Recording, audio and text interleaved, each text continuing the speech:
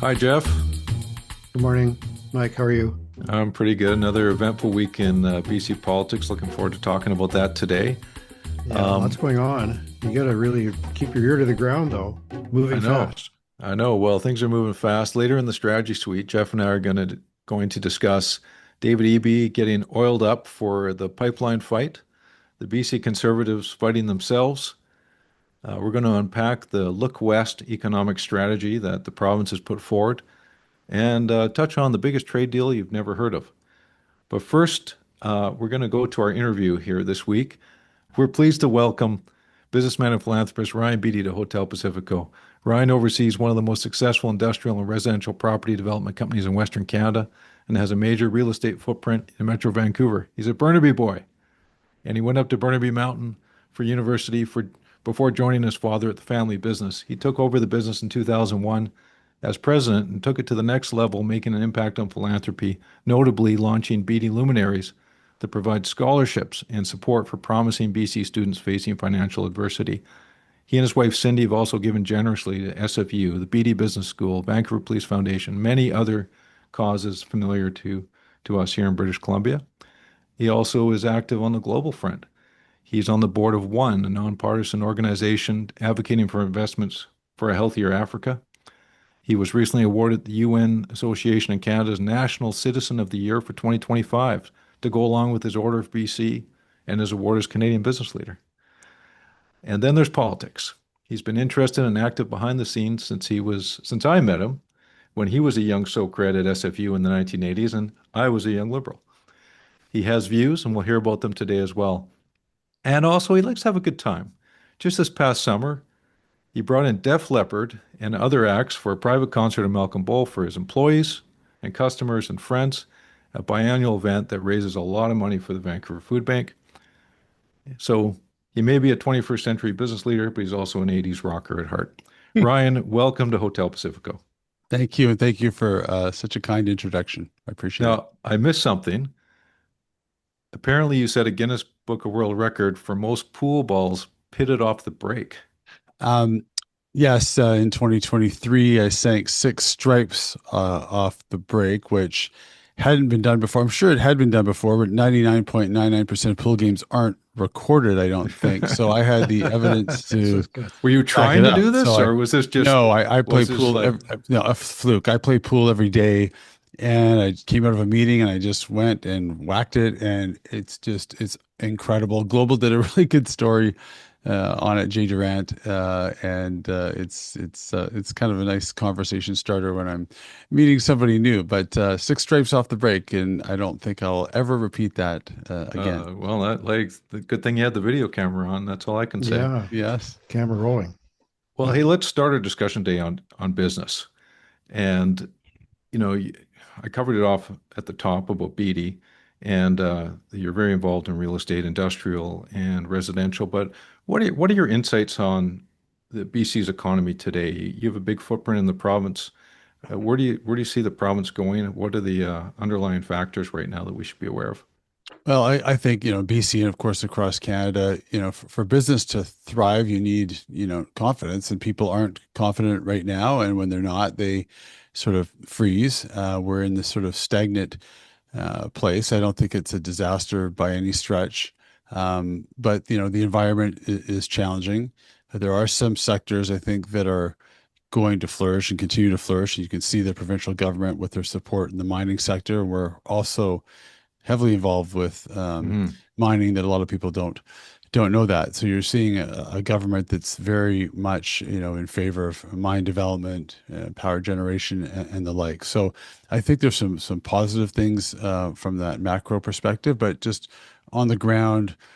Businesses that we deal with, we have a lot of tenants. There's obviously trepidation and uncertainty, a lot of it driven by what's happening south of the border. Do you see a difference between industrial and residential right now? I do. The residential market for the multifamily work that we do, we're fortunate we don't have a lot of unsold inventory, but a lot of developers do. The residential market in that respect is probably the weakest it's been in 10 or 20 years. The industrial market isn't in the same category. It's not anywhere near as buoyant as it was, but it's relatively stable. You've got a lot of large companies, long-term tendencies. The shorter-term economic gyrations don't affect the decision making as much.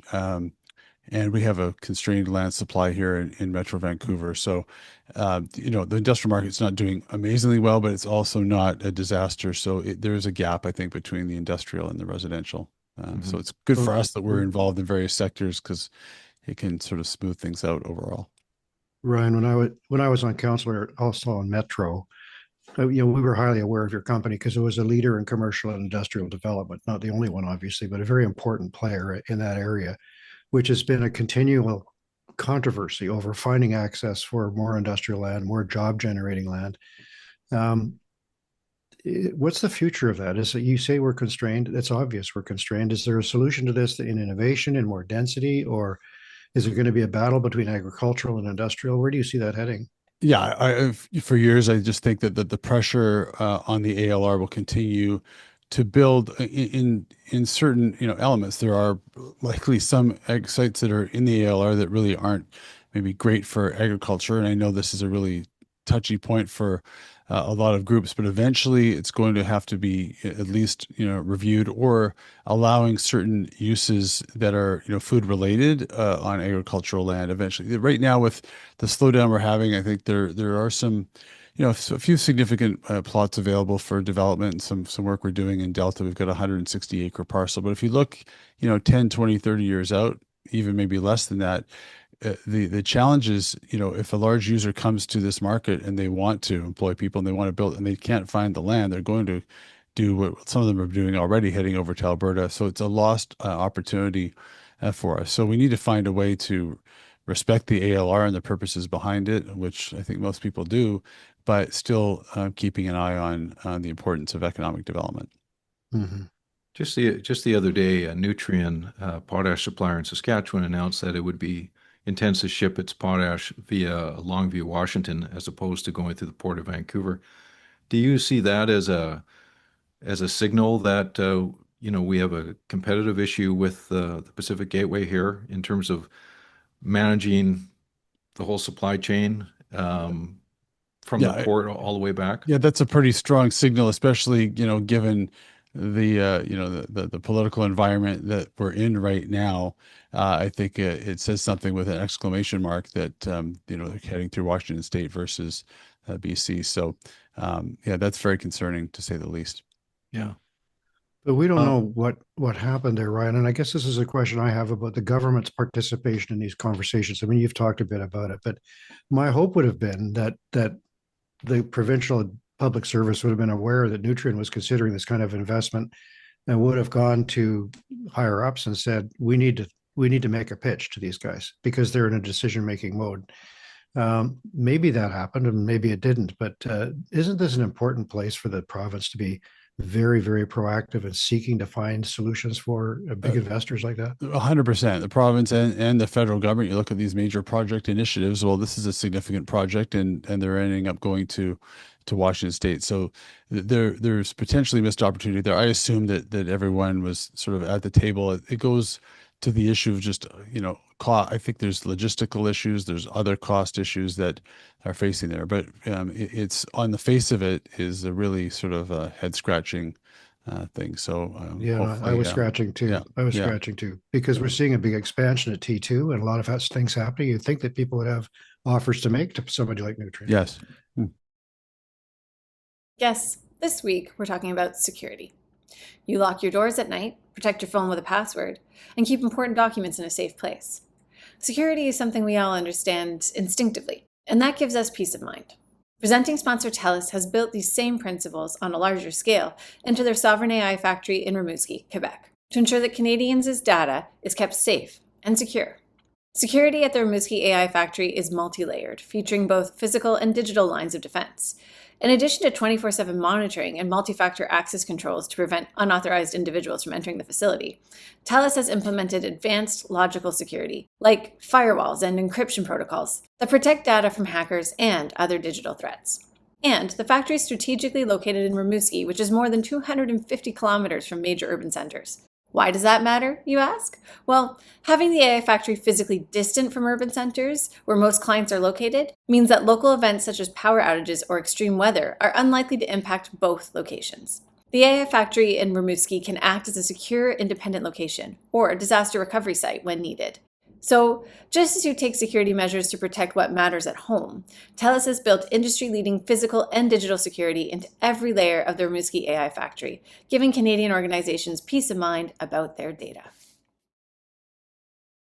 Ryan, you touched on it earlier, but I'm aware that you're a major investor in the Blackwater mine near Quesnel and Vanderhoof.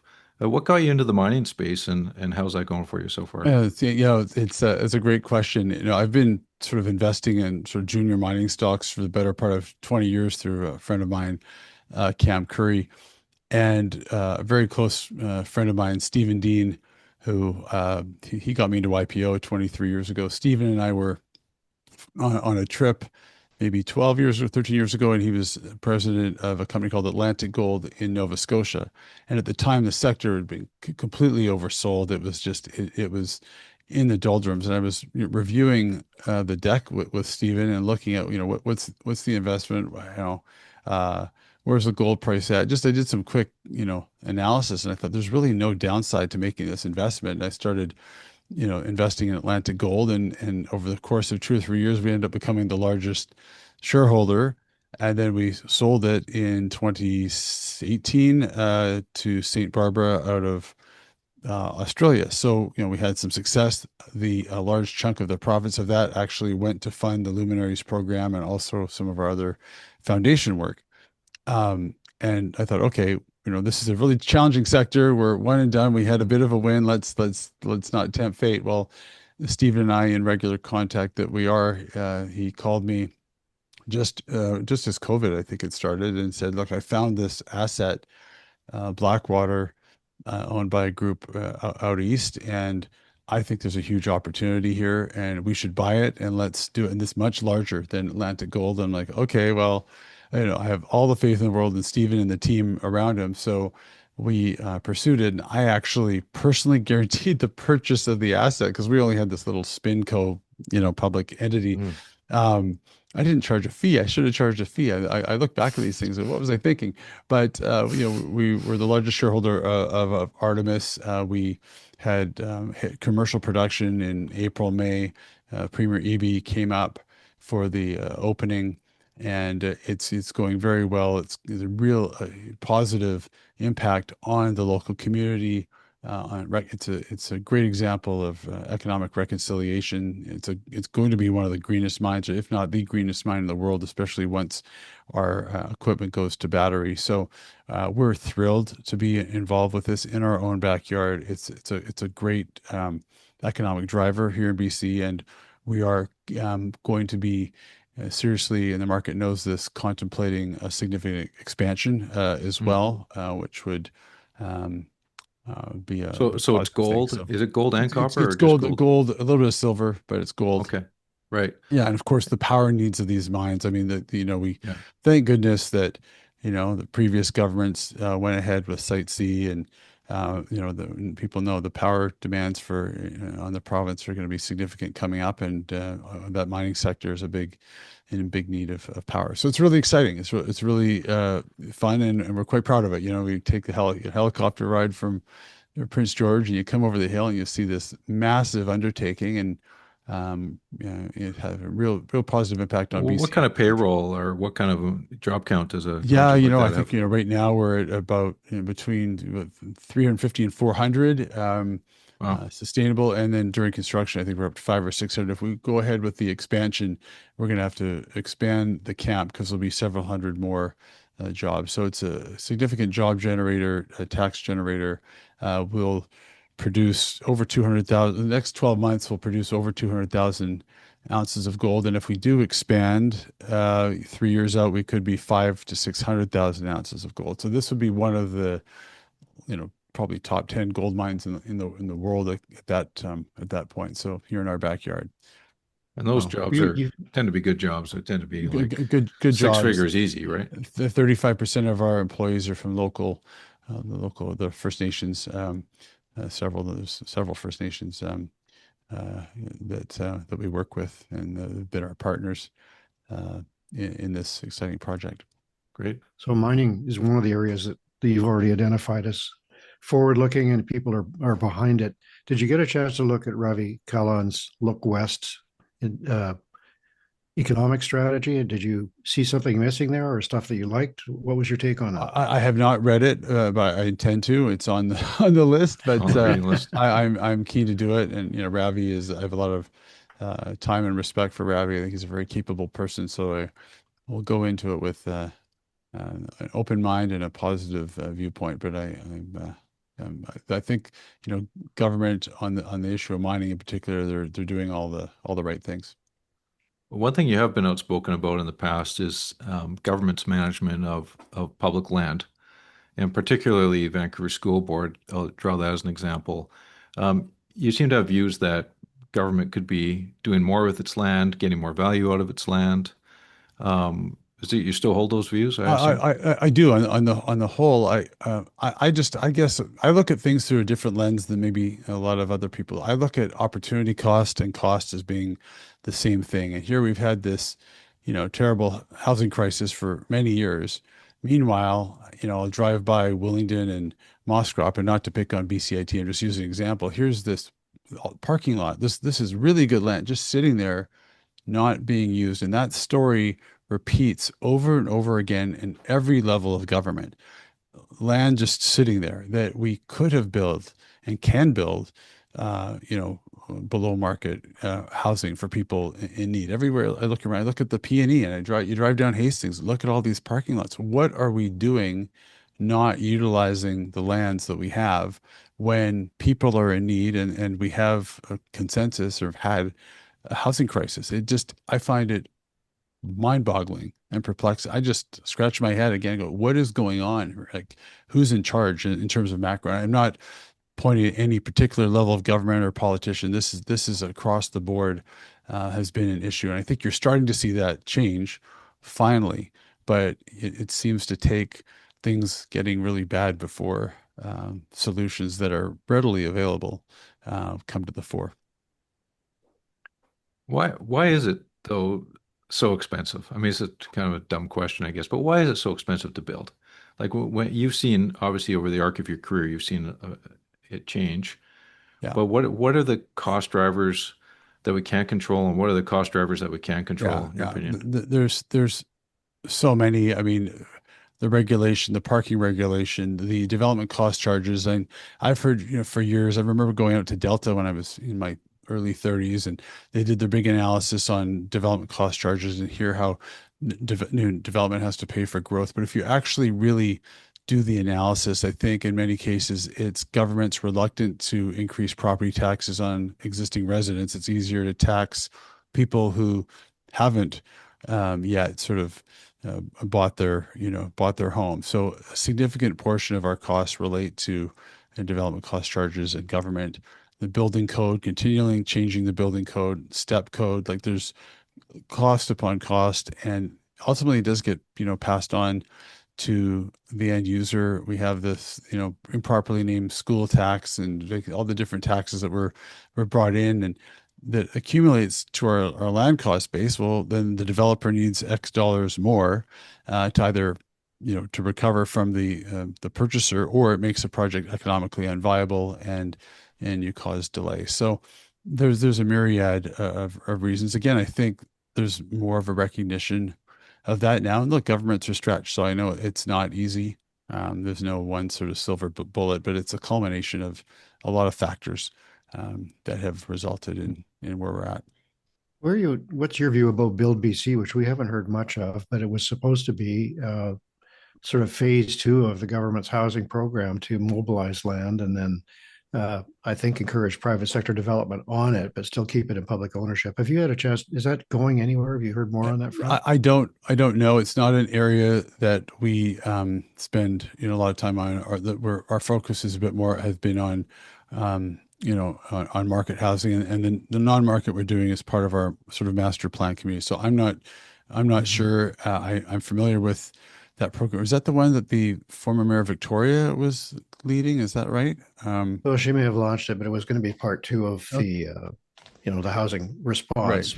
Yeah. Part one being the targets and the Yeah, changes. I think it's governments at all levels that set these targets. I don't know if they've, any of them have met them as well intentioned as they are. It's difficult to build. It's difficult to find trades. In this market, you're seeing a softening, and I think construction costs are coming down. So it can hopefully, government can lean into that and, build more housing for people in need in our community. Because, when we have no one benefits from an unaffordable real estate market. You can't attract talented people to your city. Universities can't attract, the professors they want. I mean, it's a tax on everybody. Really, no one benefits. So it has been.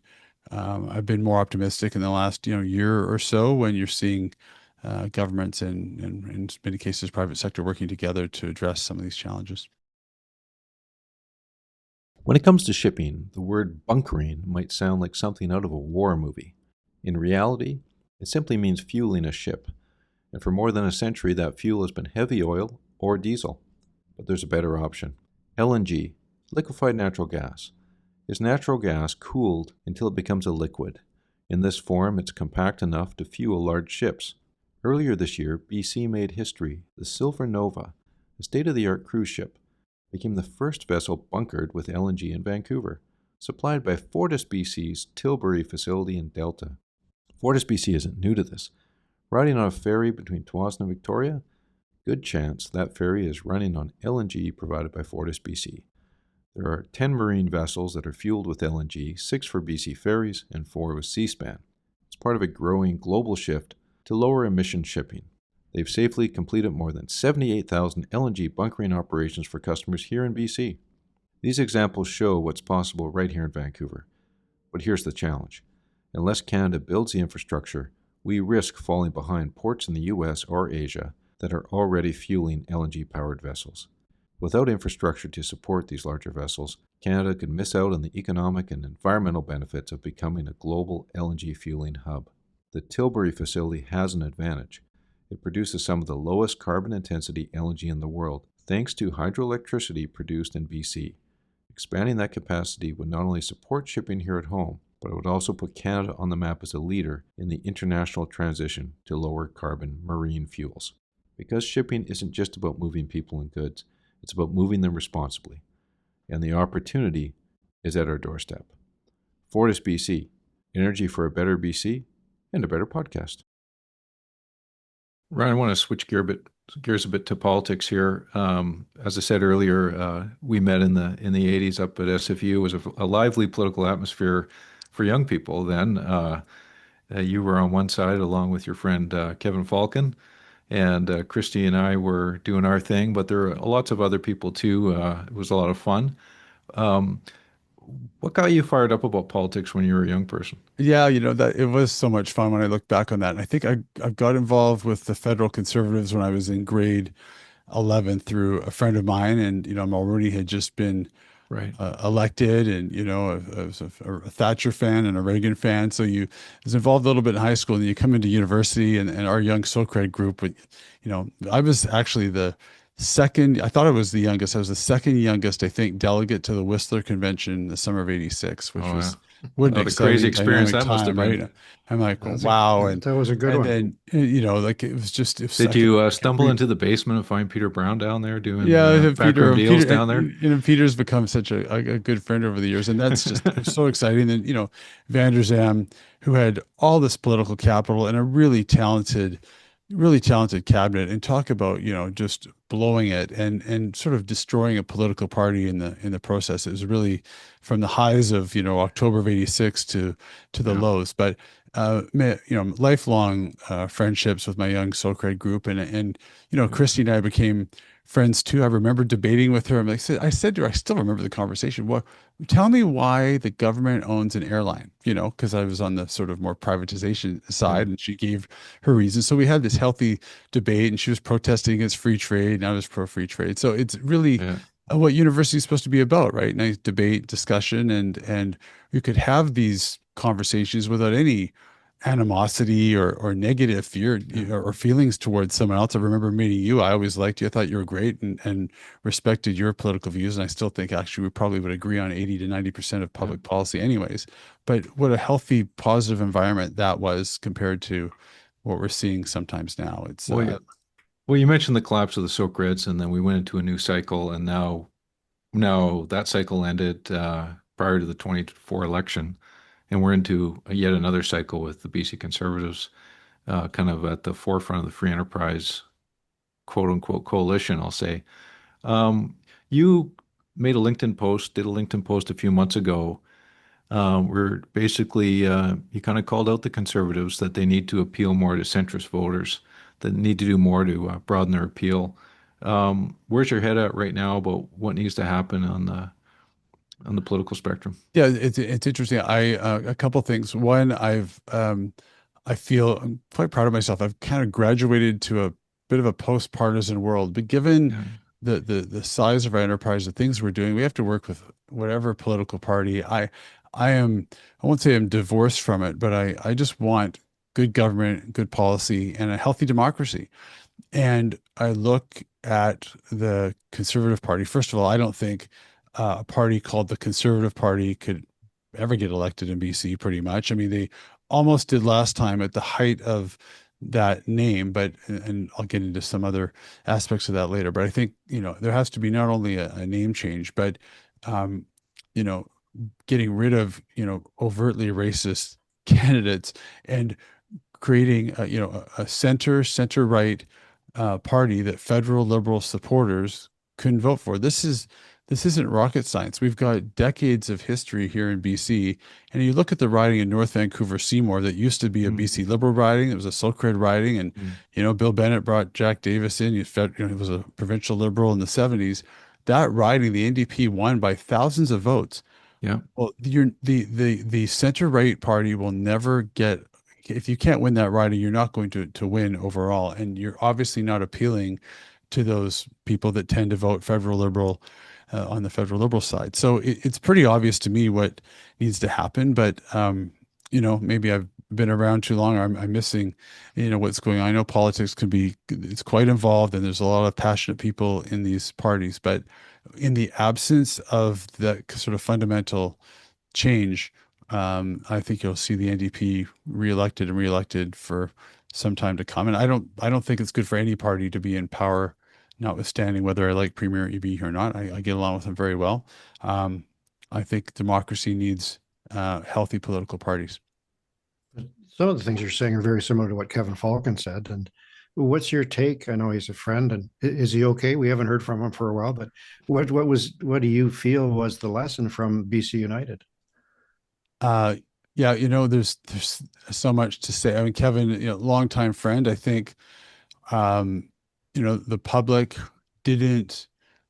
His message didn't resonate with the public. I think the rebranding, the naming, that's an issue, but I don't know how well a BC Liberal Party would have done with Trudeau being so unpopular. I know it's all separate, but it does, I think, affect certain, part of the electorate.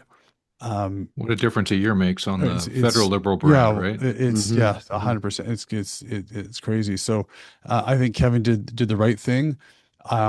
I thought it was a missed opportunity by John Rustad. There were so many really strong United candidates that he could have brought into the fold, and instead they ran as independents. You look at Richmond Steveston, I think it is, and Vernon Lumby. The Conservatives actually could have won that election. I don't know that they would have been able to govern with a 1 or 2 seat Mm. majority given the nature of the caucus, but there were sort of a lot of mistakes from my kind of vantage point. And I don't have all the answers, but some of these things seem glaringly obvious, and it's a little frustrating. And I know the people that are very interested in public policy and in politics and on the business side are, there's a collective frustration with where things are at. Mm-hmm. How do you feel the Prime Minister Carney's doing right now? Because that's a big change compared to where we were at with the direction of Yes. the Trudeau government. Yeah.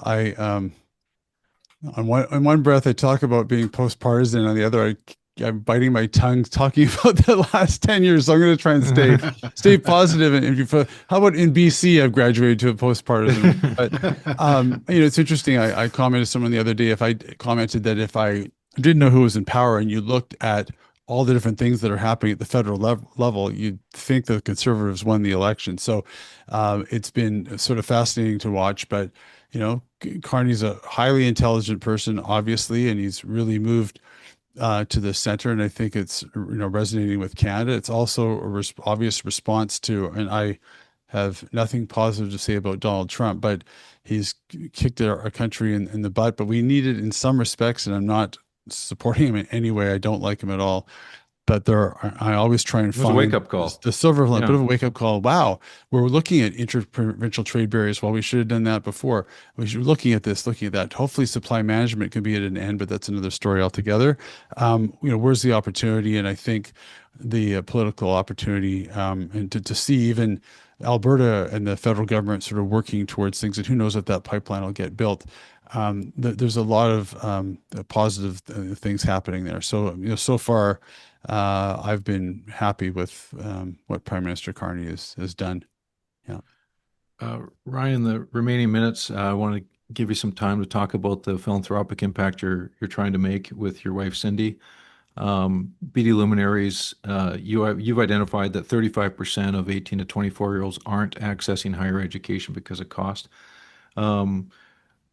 Break it down for us what you're trying to accomplish there, because certainly there's a lot of positive buzz about Beedie Luminaries out there in the community. No, thank you. So yeah, I turned 57 last week. We announced Luminaries on my 50th birthday 7 years ago. Martina Mekova is our executive director. She's done a phenomenal job. We have a ceremony every year where we induct, bring new students into the community. And in June, we brought 250 new students in. And we are now over 1,000 recipients to our scholarship. And that's when you say program. 250, I mean, that's 250 with a scholarship. Yeah, 250 new students who successfully have joined our community and who benefit from the scholarship. So these are grade 12 students, but we also have a single parents program. We have a immigrant and refugee program, graduate students. So a lot of those who have been really involved with the Luminaries community, if they've gone on to go to law school or a master's degree, in many cases, we're supporting them as well. So we have, in the last 7 years, contributed $45 million. The program started with a $52 million commitment. We've already given $45 million. We have over 1,000 recipients. We finished a social impact study, and it showed 65% of our students said they wouldn't have been able to access post-secondary education had it not been for our program. And it's not just the dollars. It's not just the cash. We have wraparound support, full-time counselors. We have peer-to-peer learning. We're there to help students succeed, and we're targeting those students who come from disadvantaged backgrounds. They've faced adversity, mainly financial, but in other cases, other forms of adversity, to level the playing field, give them an opportunity that they may not otherwise get. I'm all about equal opportunity, not equal outcomes. And we're really proud of what we've achieved so far. We have an amazing advisory board. And as time goes on here, we're going to be putting more and more financial resources into Luminaries. Benoit, president of UBC, came out to see us a month ago, and he's had so many great ideas on where we can take it to the next level. So this is a really phenomenal program that we're very proud of, but we have a long way to go. We're going to be having, I think, an even greater impact in the years to come.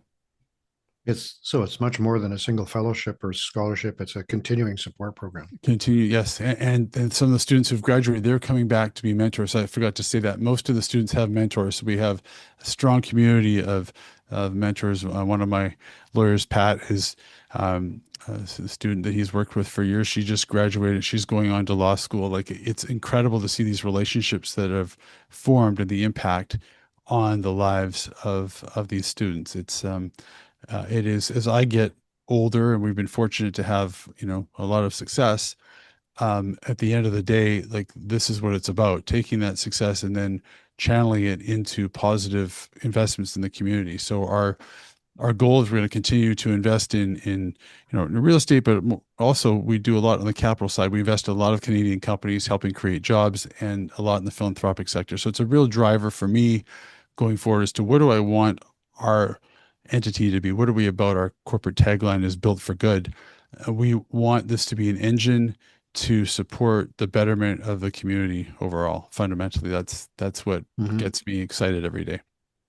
That's great. Very impressive. Yeah. Ryan, we could talk for hours, but appreciate you coming by to give us a bit of a insight into your thinking on the economy, BC politics, and your work in philanthropy.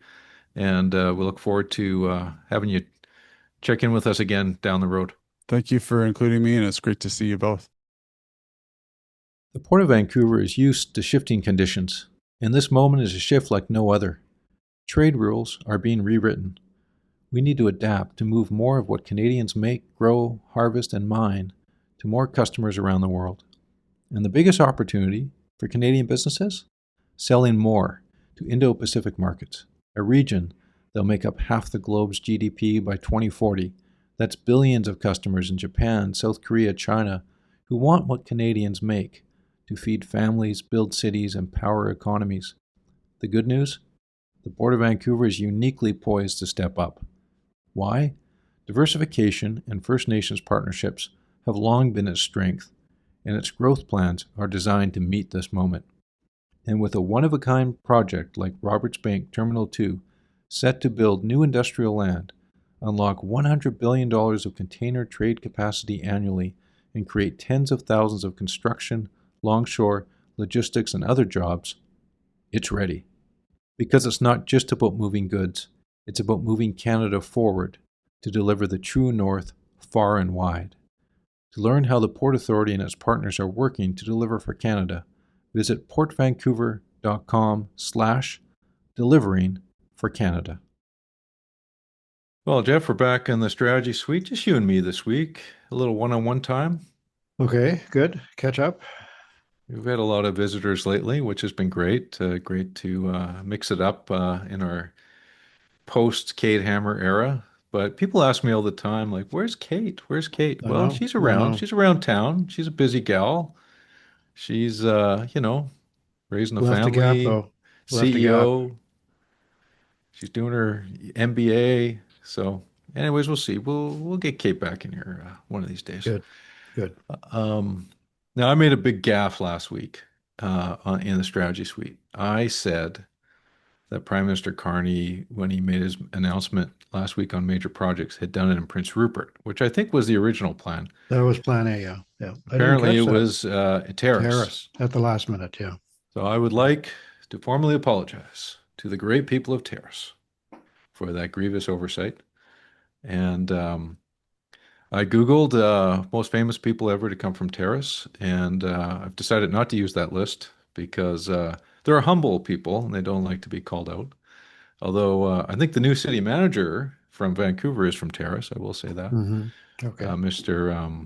Donnie Can't Van remember his Dyke. name right now. Yeah. And also one of the great elections lawyers in BC politics, Bruce Halser, is a proud Terrace resident, although he wasn't on the Wikipedia page. So we'll hopefully he Well, can do you're some just work on scratching the that. surface. There's platoons of great people from Terrace.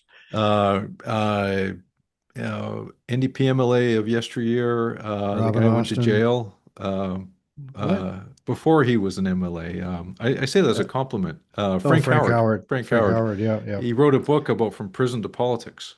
That's right. Yeah. Yeah. So he He was was a one of the. character. He, He was I one of think a the pillars leadership up there. candidate at one point too, wasn't he? Well, and a mentor to many key people like Jim Fulton and others who Yeah. became strong NDP Yeah. representatives for the interior. Yeah, totally.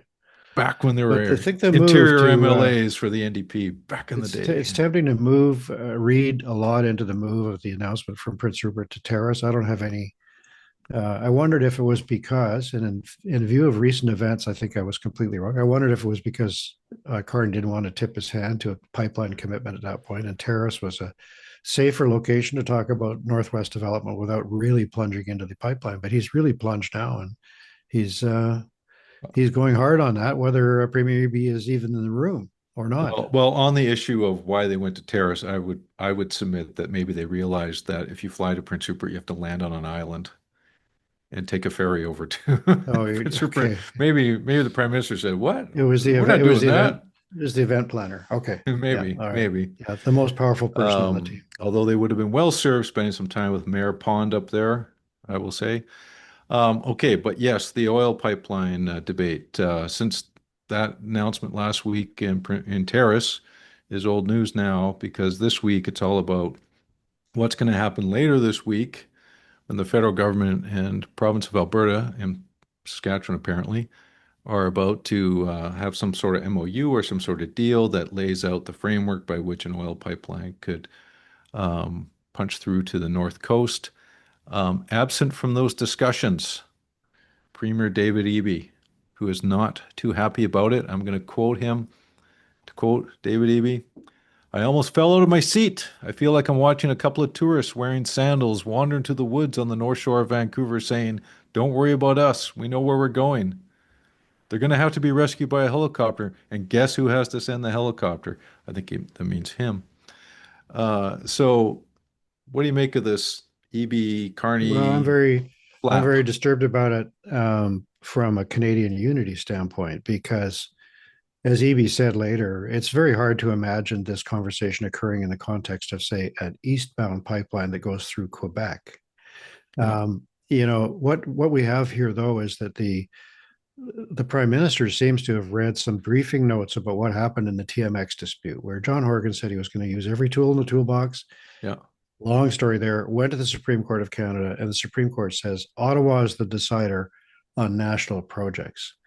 And that may be true legally, but politically, you cannot apply it so rigidly. It seems like Carney has decided, well, I gave BC a lot of projects, many of which were well down the pike and decided earlier, like LNG Canada too, entirely within provincial jurisdiction. And the proponents haven't decided to go on that, but they probably will. And others, the mines and so on that EB's talked about. EB has played ball with Carney. He's not the guy who ran ads during the Super Bowl. That guy was Doug Ford. And yet now on this issue, Danielle Smith, who made repeated trips down to see Trump and has been an enormous thorn in the side of the federal government, has a privileged position along with Scott Moe, and David Eby hears about it in the news, apparently. So I think that's a very dangerous way to approach this because if Carney's view is, look, I'm the prime minister, the federal government gets to decide this thing, and we're going to go with this. It's creating a dynamic that is very unfortunate when we're dealing with a tremendous set of problems economically that are only going to deteriorate. So I'm shocked, frankly, by the Fed's approach. I don't know when you were there, Yeah. Mike. I mean, we were there and had ups and downs with the Trudeau administration, Yeah. but we never had no contact. We never had no contact. We Yeah. never woke up in the morning and learned that something that everybody knew was a big problem for us was going to go ahead anyway. Well, then I we mean, might we have had, woke up in the morning and had a morning frost, that's for sure. Because the discussions weren't always rosy between various provincial governments and federal no, but governments. there are But discussions. There are yeah, discussions. yeah. Yeah, Well, I yeah. mean, so I guess there's a few ways to unpack this. Um, I totally agree that if this was a pipeline going through Quebec, there's no way they would have operated that way at the federal level. So what No. does that say about BC? That we can be you're not necessarily steamroller, but just ignored until they feel like they want to talk to us. So that points to, not a terribly healthy federal BC dynamic, but also where are the federal Liberal cabinet ministers from BC? Where's Gregor on this? Now we know where Gregor feels about Hmm. oil pipelines generally, and now he's part of a cabinet that seems to be advancing one. So that's an interesting situation. But you know, Wilkinson used to be in charge of all of yeah, the environmental measures, yeah. So which are now being thrown overboard. feels that this is very much a PMO slash Tim Hodgson driven Yeah. agenda, which frankly, I don't blame them. Like if they want to get something done, just go do it, because that's how things are getting done right now in the federal government. Now, in terms of this pipeline, constitutionally, if we want to play that card, what does the province have to say about it? This is an interprovincial pipeline that's a federal responsibility to Tidewater, which is federal responsibility. Yes, it is optimal to have the province's support. Yes, it is optimal to have the First Nation support. But just on a technical basis, they have the constitutional right to do this. And last time I checked, no one has a veto. Like we're you have to obtain consent, but that doesn't mean a veto for First Of course, Nations. but the province has a lot to say about many aspects of it. And during the construction of TMX, there was a full secretariat dedicated all the Yeah. time to producing permits and all that kind of stuff. Yeah, I for mean, sure. really, But they don't have but can the province stop it when it comes down to well, it? no, but can the feds go ahead? Is this a wise way to proceed when you're facing Donald Trump? I mean, we're trying to have our elbows up. It's a Team Canada approach, and now we have Danielle Smith sneering that David Eby is somehow not the Team Canada person he should be because of his concerns over this. It's her government that's fostering Alberta separatism and leading towards and saying hey, we have to have a referendum on some of these things or threatening to walk out of Confederation. And yet she's the one who appears to get the private meetings with the prime minister about something that comes across BC. I mean, BC and the David Eby administration have been notably supportive of the prime minister on a number of fronts, closer politically than any of the other Western provinces except for Manitoba. Much larger than Manitoba, too. But you notice that Manitoba is also saying, well, what about canola? Can we do something on that front? Now, maybe the prime minister will pull that rabbit out of a hat since he's now softening his position on China. But the way that the executive attitude of Carney is playing out here, I think, is very dangerous. And to have a premier, whether or not he has all of the cards that you point to or not, saying I didn't even know this was happening, is bad news for Confederation, in my view, Okay. and Well, bad well, news let's for let's Liberals. look at But let me go why. back to one. Let me go back to one Okay. more point. What was it that really twisted up this BC Federal Liberal Caucus for the last number of years? It was salmon farming because they were determined to shut down the salmon farming industry. Now their prime minister has said, well, never mind the tanker ban, which is objectively, I think, a much larger problem than how you manage salmon farming. So you have people there like Wilkinson and others who were spent the entire Trudeau mandate trying to shut down the salmon farming industry and succeeded to a large extent. And Mhm. and they're the ones who are now supposed to turn around and say, well, yeah, we didn't really like the salmon farmers, but we're okay with the tankers. I don't think so. Thank you for Well, letting me get that off my chest, but I've been waiting to say it for a while. well, as Ryan Beedie said, let's not talk about the last 10 years. Yeah, Um, forward ever, backward uh, never. but from an Alberta perspective, they've got this resource, oil, that Yeah, they want to get to market. And because it yes, may be, if they don't do that in the next 20 years, it may be stranded. I think that's part of the yeah, thinking here that's too. part of it. Yeah. From a federal government perspective, they desperately want to diversify Canada's export markets away from the US. So exporting oil to Asia is going to help diversify Canada's trade markets and make us less reliant on the United States. That's the geopolitics of it, right? And the economics of it too, frankly. So to me, those appear to me the motivations. I don't think the federal Liberals are going into this thinking that this is a vote winner. I think it makes their life politically more difficult. They're not going to win any seats in Alberta. They're not going to win any seats in Saskatchewan because of this. They're just Mhm.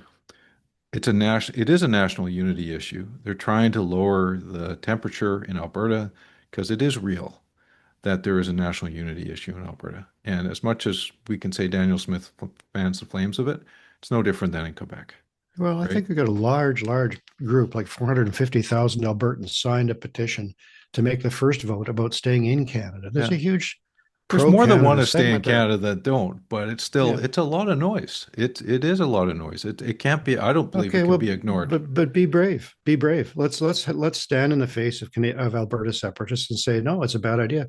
Like we've gone to the wall against Quebec separatists, but if Alberta separatists Mm. have a bad night, we run another pipeline through to Prince Rupert. It's ridiculous. I Well, mean, when has Carney said that Danielle Smith should take a stronger line against Alberta separatism? And we're just opening a new pipeline. It hasn't been optimized. We're going to do mm, at least two gas pipelines. One's already built, another one's coming. Like, how much fossil fuel development do they need? Apparently, an unlimited amount. And this is not diversification of our economy. It's doubling down on a resource which carries its own very large environmental costs, and was in the tank just during the pandemic. I mean, it was the lowest prices ever. So it goes up and down. It's a big deal. I get it, but let's have an adult conversation. What's happened to British Columbia here, whether you're a New Democrat or not, is you've just been completely ignored and shunned by Ottawa on a critical issue. I don't I'm understand stunned by it. though. I don't understand why an oil pipeline to Vancouver And I'm all in favor of expanding TMX as a first step. Right. Why that is okay, but a oil pipeline to the north is not. Well, it existed and was Yeah. expanded and predated all the other concerns like the Exxon Valdez and multiple spills on our own coast, which were very damaging. The Yeah. Nestucca and then the one, the Nathan, whatever it was, a few years ago, Yeah. just as recently as 2016. And then it's, these are different waters they're going to be in, but the idea that you would take oil tankers across Hecate Strait. You go out Dixon Entrance, which is deeper. I've Yeah. heard people saying, well, go across Hecate Strait, but Hecate Strait is very shallow and very stormy and difficult. So, yeah, you could do it. Other countries do it, but we have this incredible coast. And we need to stand up for it, and we need people in Ottawa to stand up for it as well. Like it would be great to hear from some of the, as you say, from some of the federal Liberal ministers, including Gregor and Wilkinson and some others, what they think about it, or maybe retired ones like David Anderson. Well, I'll be interested to hear what some of the public polling that's going to come out on this. I mean, public polling I've seen over time shows that there's a majority of British Columbians who support it. Yeah. And we saw that in the 2013 election play out when Adrian went against the Kinder Morgan. Mm-hmm. There's a lot of noise in opposition. That's fair game. It's democracy. We need to hear from everybody on that. But a lot of the support is quiet. It's out Mm-hmm. in the burbs. It's out in the interior. We don't see it in our face in downtown Vancouver. There aren't people out waving placards saying build an oil pipeline. But a lot of people who are concerned about their mortgages and concerned about, day-to-day life, they think like we need this kind of stuff. This is what pays the bills. Well, they do. Some of them, lots feel that way, and I think the polling will show that. But I think it'll also show if you dig deep enough that if you push hard on something, as was done for the LNG Canada one, the Coastal GasLink one, you may wind up having a national crisis called Shutdown Canada. The legislature closed. We discussed that with Richard Mhm. Zussman a bit last week. Why would you volunteer for that when you have a very good reason to go a different road? And I think that's what's happening here. We'll see. Maybe I'm dead wrong and everybody's given up on climate No. and we'll just double the pipelines. But doesn't even have a proponent. But You know, well, but on climate, I mean, I think what Carney's trying to do, though, is he's trying to, as part of the bargain, the quote unquote grand bargain, is to say this is part of decarbonizing the oil sands. So, I mean, that will be his message, right? yeah, So decarbonizing the oil I'm sands. putting you down as skeptical, Geoff. I'm skeptical. Um, Yeah. And I'm not a swing voter on this one. well, I don't think it's a good idea. I mean, I don't think he has. We can segue into the BC conservatives here. I don't think John Rustad has many cards left to play, but frankly, the oil pipeline issue might be one of them. Because if I'm right about public opinion that there is a majority that generally support these projects, that's where he is. That's where he stands out on Mhm. that flank, Yeah. and let the NDP and the Greens fight over the rest. But I don't know that the BC Conservatives can Well, organize themselves I'm to not do going to that. criticize John Rustad's position this week. I've done that for a number of weeks. But what about Jazz Johal and his pipeline? It seems that He has a John pipeline Rustad into their head, is what into their Jazz head. Johal He's has. living rent free there for He sure. is living rent free. Maybe for those who don't follow Jazz, you should just quickly summarize what he's been able to tell us in the last 7 to 10 days. How I don't even know that that's possible. Well, Do you want to 5 try? constituency associations went up to 30, but also he was receiving allegedly inside information that basically made John Rustad believe that Jazz had complete connections to the caucus in real time and was part of undermining it. The latest one I heard, I mean, it's very difficult to nail all the rumors down, but my favorite recent one was that Rustad himself was in secret talks with federal liberals to cause further damage to the conservative cause, which didn't appear to come from anywhere that I could figure out in this. It's never a good universe. sign that the comms person for the BC Conservative Caucus tweets out "fuck Jazz Johal." You know, that's No, you try to keep Yeah. that stuff inside voice. Um, How long can he Well- last, though, Mike? well, first of all, just on a tech. technical point, because I watch these things. Uh-huh. When you say 30 associations, there's actually 30 people who are from different routing associations. So I don't actually believe there's been 30 resolutions from 30 routing associations, just on a technical point. Okay. But there is, people are organizing against them. That's the main thing. Now, why they didn't organize during the leadership review, I don't know. Maybe they did, and they're trying to get a do-over. So from a Rustad perspective, I'd be pretty frustrated. Just say, I just went through this. I got 71% like 3 weeks ago, and now you want to canvass it again? Now, they would probably argue stuff's happened since then. Um, but it does look like he's running out of friends. Hmm. Yeah. And ultimately, this is down to caucus, right? Like, if he cannot command, at least a majority, but more than that, probably of caucus, then he's not going to survive. Like, it's usually caucus that gets rid of leaders when it comes down to it, not the party, because you can't lead if your caucus won't follow. Well, earlier on the show, Ryan Beedie made the point that there were a number of BC United incumbents who Rustad could have had, but he declined to nominate in favor of people he felt were more loyal or more conservative or Yeah. whatever. You haven't heard a lot from the BC United people who were taken into the conservative fold. There's been no movement of people to say we support John Rustad. When Carol James was under fire from 13 MLAs, there was a loud outcry from supportive MLAs to say she should stay. Um, so I'm looking forward to hearing from someone who supports Rustad in the next little while. It's not Bruce Isha Banman, Este, the party Bruce president. Bruce Bruce Banman, I Banman. think he's Yeah, well, he was the cell phone checker, right? So yeah he's yeah, he's no, ready. very difficult times for them. And I think the Original other problem gangster. is that Dallas Brody from One BC, the breakaway party, is proving very, very effective, although with terrible, in my view, terrible policy proposals in keeping the limelight very firmly on her on issues like Indigenous rights and title and her demands that the province tear up REPA and so forth. She's making a lot of, I think, difficulty for the Conservatives because they just are not on their front foot in terms of the question period issues. Well, they're fast approaching a fork in the road. And if they do decide to move on from Mr. Rustad, are they going to be a purist conservative party that seems to be the taste of some of the originators of the BC Conservatives, um, pre-John Rustad, in terms of the ones that resisted the BC United, BC Liberals, and wanted to do something a little more authentic to their conservative principles? Will it stay like that? Will they find a standard bearer like Aaron Gunn or someone like that? Or will they seek to go big tent and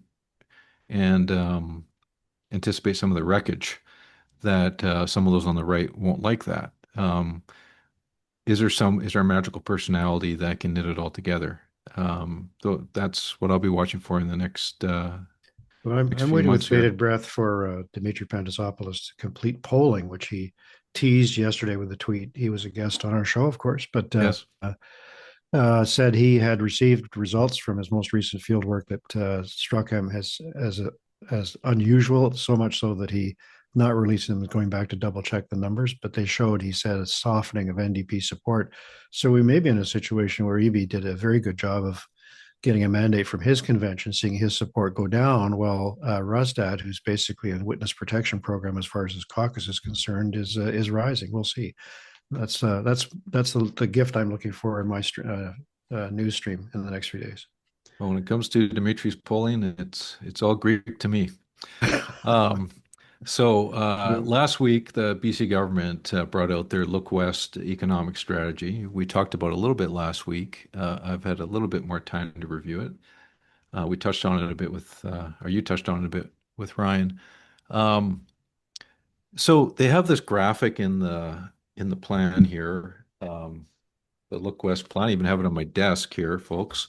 There's a graphic in there of a pyramid, and at the top of the pyramid is skilled workers. So there's a big push to increase training, trades training, all that kind of stuff. Then the next level of the pyramid is energy and mining. And those are kind of seem to stand out as the really targeted economic sectors. And that is a pretty transformative shift for the EB NDP in particular, from where he started as premier. Is it now 2 years ago or 3 years ago? 3 years Yeah, ago? 3 years ago. 2022. Um, and as recently as last January, February, when they were doing their first fast track list on the back of an envelope, they didn't have any natural gas stuff on the fast track list. And I think I heard at the time that it was too controversial to put on a fast track list, but there's no such inhibitions in the Look West plan about LNG. LNG is all over this plan. In Yeah. fact, they have set targets for LNG export capacity um, that supposes that phase two and the Silesmus project will go ahead, which will basically triple LNG exports in British Columbia. So I'm just noting that they're embracing it. I like it personally. I think it's the right thing to do. I think it's the best thing to do to diversify our exports away from the US, to build wealth, government revenues over the long term, balance the budget, all that stuff. But it is a change, and therefore I'm noting it. Yeah. And I decided when you wanted to look for more angles here to go back and see if I could see what was missing. It's a pretty big list. I mean, things that we talked about for years. There's no mention of film there that I could see on a quick further scan. Don Wright will be Politically, happy with that. He's yeah, well, I don't, but you're not going to see those subsidies disappear very quickly. There's a lot of voters who identify with film, and a lot of yeah, voters who like to identify with voters who identify with film. I don't think there was very much there about real estate, which was about a third of the economy or a yeah. third of GDP. There was really nothing on that front. And something that Ravi Kalan's worked on a lot in the past is manufacturing, and I didn't see a specific category for it. It's a bit So on defense procurement. I would yeah, argue that maybe that fits in there to some degree. yeah, And there was I think nothing on, aerospace might be in there. yeah, but no forestry. So Very little so forestry. I mean, there's mention of mass timber under the category of construction innovation, but there's very little that calls out forestry in this plan. right. And that's, I think, like forestry is in trouble. They're having trouble getting access to fiber, trouble harvesting, trouble getting permits, and they know they've got a problem. But it's the fact that there's not a lot of optimism either is striking to me. No, I don't think that a lot of forest companies, we can debate all the reasons for quite a while. In fact, one person who listens closely to our podcast complained about my view that a lot of this was just a declining supply of trees. I mean, I still think that's part of the equation. Whether or not that's government policy or just an absence of trees, we could debate. But I think the problem with a lot of the ones that are missing is they're vote heavy. So that's film, forestry, real estate is a Yeah. huge sector, but maybe offset by the fact that rents are starting to come down, and there may be some relief that the province can point to on that side. But what the province is investing in and did just before the NDP convention in a big way is apprenticeship training. That's a positive. People will like Yeah. that. It supports all of the above. Yeah. And I think that the document will help government and public servants focus a bit more. The comment I made earlier about Nutrien, I think you and I both know some of the people who used to have their ear to the ground and still do, I think, very, very closely attuned to what investment decisions may be coming and would be looking for ways to step into those debates and offer positive outcomes because the Nutrien one in particular, this potash terminal, we have one potash terminal coming at West Shore, which is an Yeah. $800 million Huge one. investment. Yeah. But you would think you could have gone and said, well, why don't you go on the new T2, or why don't we just go out and buy a blue water site that's appropriate and fix it up for you because it's a very significant long-term development. And I think that was there may have been a lack on the part of the provincial officials, but certainly federal officials are clearly asleep at the switch on this one because Saskatchewan is very keen to get that out to market. We've had problems on that front from China as well. So I don't know where is Canada on this front except telling us we need a pipeline. Well, I think Premier Eby's got a good argument to make, which is like, why is the government of Saskatchewan not carrying that potash isn't being exported through BC Yeah, when it's arguing that oil should be? yeah. And I think it's more than just a terminal facilities issue, though. That's definitely part of it. The waterfront has scarce, um, real estate right now for terminals. I know the Burrard Inlet side of it's fairly congested. You raise a good point about RBT too. Is there any flexibility there? I mean, that's not in the plan right now, but I suppose So somebody what could about raise that. Rupert? We keep talking about the Northwest. I mean, Well, the issue with Rupert though is that there's only one rail line, right? And so if you're Nutrien, you'd want some rail competition. And there have been potash terminals when I was in office. with Christie's government, there was proposed potash terminal in Prince Rupert, and it eventually did not happen, and for a bunch of reasons. And I think part of the reasons for this one that the Nutrien is saying in the news is that it's more than just the infrastructure; it's the labor situation, and that there's been a few work stoppages in the last few years that have shut down port access, and they don't think that they would have that problem in Washington State. So it's a Well, whole basket of things, right? today's Globe and Mail, and we could go down this rabbit hole for a long time. It has a really interesting article to me, anyway, about the interest in Alberta to develop ammonia unit trains. Ammonia is, when produced in bulk, is the foundation for what's called blue hydrogen, which is Mm. emissionless at the other end, but there's some emissions involved in making blue hydrogen because it's made with natural gas using Yeah. a process I can't explain. We could produce green ammonium here using hydroelectricity in a different process. But those ammonia unit trains are a big ecological problem for human beings and for fish and for lots of habitat if they start to leak. And this is something that Canadian National and other parts of the infrastructure supply chain need to know. Are we going to have unit trains of ammonia going down the Skeena River and all the way to Prince Rupert? And what does that mean for for the towns along the alignment and so on? A lot of these huge developments are going to require collaboration between BC and between Alberta, whether or not they cross the border. And I think that's another reason why Carney's very high-handed attitude to this one has been a mistake. We'll see. Yeah, I mean, on ammonia, there hasn't been a lot of public discussion about it. There's certainly been discussion behind the scenes, and it's a cargo that has to be planned carefully in a whole bunch of different ways. I sense that the BC government had been a little more enthusiastic about it in previous years when they were looking at their own green hydrogen Yeah, no, it has to be opportunity. considered. But the green hydrogen, which requires electricity, has kind of fallen off the favored Hmm. idea list in BC. So we haven't heard much advocacy from BC. I think most ammonia, probably mentioned that article, I haven't read it yet, is probably Alberta. So, Yeah, although I well, think they're I think we focused on both oil. know that CN invests a staggering amount every year just for state of good repair in Yeah, BC and of yeah, course nationally. But to make that line suitable for unit trains, whether they're taking metallurgical coal or whatever they're taking, yeah, for a much expanded economy that's shipping to Asia will require billions of dollars of investment and a yeah. lot of collaboration among all the jurisdictions along the line.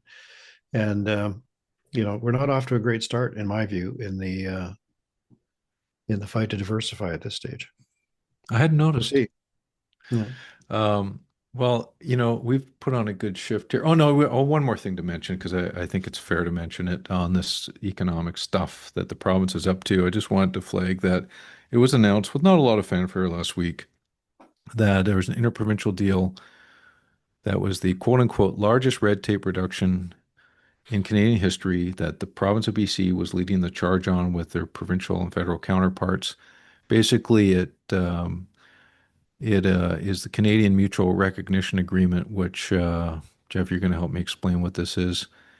Basically, it makes it easier to recognize standards across the country. This is what everyone's been complaining about with interprovincial Hmm. trade, and it seems that there was a breakthrough. It seems that Minister Callon made important, and probably Fazil Millar's deputy made an important contribution there. Hmm. So I just wanted to acknowledge that since it's not getting a lot of press, but it certainly drew a lot of praise from business groups. Yeah. Well, I think it reverses the onus. So before you had to prove that you could just say, "Oh, my regulations are better than your regulations, so you're going to have to live up to Yeah, them." Now, it's forced a way to change that so that the regulation comes down to what makes sense nationally as opposed to what every individual jurisdiction may want. right. And overdue, I think. We'll see. It looks like it'll be fine. Well, Lots of fun. lots of. Does it include alcohol? That I was hope always the so. touchy one. Yeah, that was so touchy. Finally, let's go to the minibar. You mentioned alcohol. Minibar, yeah, yeah. Okay, why don't you lead off? I'm still thinking about my Okay. my Yeah, sure. choices. I'll go slowly for you, Jeff. Um, Okay. okay. Last weekend, I went to a fantastic soccer game at BC Place. The Whitecaps, against the adversity, prevailed and are going to the conference finals. It was the biggest win of the current era of the Whitecaps for sure. Yeah. They have one more win this weekend against San Diego, then they'll be in the finals. First time, biggest game since I would argue 1979 for the Whitecaps when they won the soccer ball. But it was a really thrilling game, and the character of their players really, shone brightly. They've got a lot of great characters, the coach and the players. So congratulations to them. It was a great proof point of the team culture that they have. But also, it's kind of paired with some other great sports stories happening in Vancouver right now with the Vancouver Rise, the women's soccer team that the Whitecaps support, and the owner, Greg Kerfoot, has supported that franchise. The Rise won their championship in their inaugural year. So that they were introduced to the game too. And then the hockey team, the Vancouver Right. Golden Eyes, was launched to a sellout crowd, the Pacific Coliseum. And apparently everyone had a wonderful time, including I noticed Kate Hammer on social media posting Okay. about it. So that's a Kate good Hammer's little fighting. good triple thread of sports. And notice I did not mention one other professional ice hockey team that is not doing so well so far. So they shall remain unnamed. But raise a glass to the Whitecaps, the Rise, and the Golden Eyes. Okay. Okay. I'm gonna raise a glass to an organization called Women Transforming Cities. Despite the cumbersome title, they had what I thought was one of the most visually amusing protests in recent Vancouver history this morning, because apparently included in the budget cuts in Mayor Ken Sims' zero tax increase budget are the elimination of change tables from a number of community center bathrooms. So this organization, Women Transforming Cities, invited moms to come down, bring their babies to City Hall, and change their diapers en masse in the foyer at City Hall, which they did, and it was a pretty funny and amusing looking demonstration. And so good for them, because they're drawing attention to these budget decisions in a creative and interesting way, which I think will lead to the maintenance of change tables in community centers. I'm just guessing that. I'm all in favor of a good stunt. Yeah. Well, thank you for A lot that, of cute Geoff. babies there. Okay, you can't have enough cute babies in a political media photo op. No. Absolutely. Even Well, better than puppies. well, and cats. Thanks to Ryan Beedie for visiting Hotel Pacifico this week. And thanks to you, Geoff, for showing up to work and having a spirited discussion with me. And thanks to our sponsors for allowing us to bring this episode to you for free. See you next week. BC, you can never leave.